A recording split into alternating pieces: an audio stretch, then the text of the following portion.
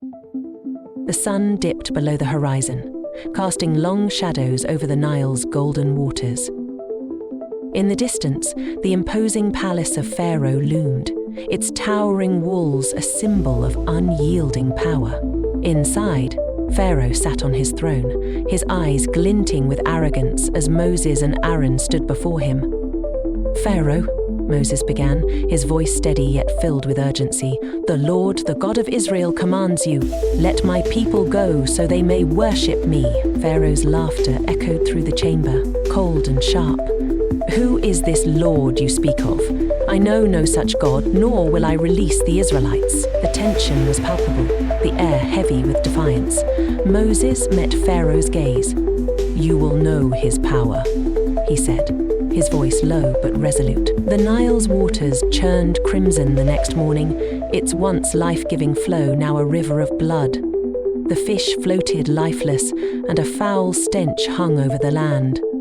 Pharaoh's magicians mimicked the feat with their tricks, but Pharaoh's resolve remained unshaken. Day by day, the land of Egypt descended into chaos. Frogs poured from the river, leaping into Pharaoh's chambers, his bed and his kitchens. Gnats rose from the dust, swarming man and beast alike. Flies blackened the skies, their droning an oppressive sound that seemed to echo God's wrath. Yet Pharaoh's heart remained as stone.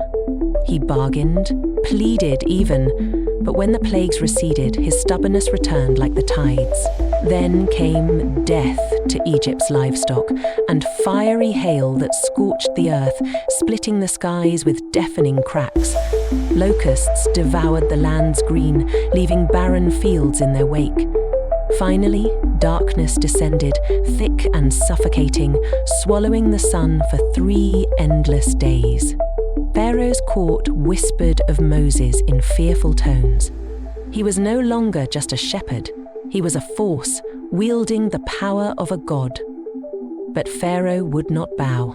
His pride was his anchor, even as his kingdom crumbled. One final warning came like the tolling of a bell. Moses spoke with an eerie calm. "At midnight, every firstborn son in Egypt will die, from your own to the lowest slave. Only those who mark their doors with the blood of the Lamb will be spared." Pharaoh's laughter had long faded. Now there was only silence and the faint sound of his breathing. Midnight came, and with it, a wave of unimaginable sorrow. Cries erupted across the land, a symphony of grief that pierced the night. Pharaoh's own son lay still, his breath forever stolen. Shaking, he summoned Moses and Aaron. "Leave," he whispered, his voice hollow. "Take your people and go." The Israelites departed in haste, their hearts pounding with a mixture of fear and hope. As they approached the Red Sea, Pharaoh, in a final act of defiance, pursued them. The waters roared and parted, towering walls of liquid defying nature itself. The Israelites crossed on dry ground, their eyes wide with awe. But as Pharaoh's chariots followed, the sea collapsed, swallowing them whole. On the distant shore, Moses stood tall, the wind whipping his robes. The people looked to him, and he raised his staff high. "The Lord has delivered us," and for the first time in generations, the Israelites breathed the air of freedom.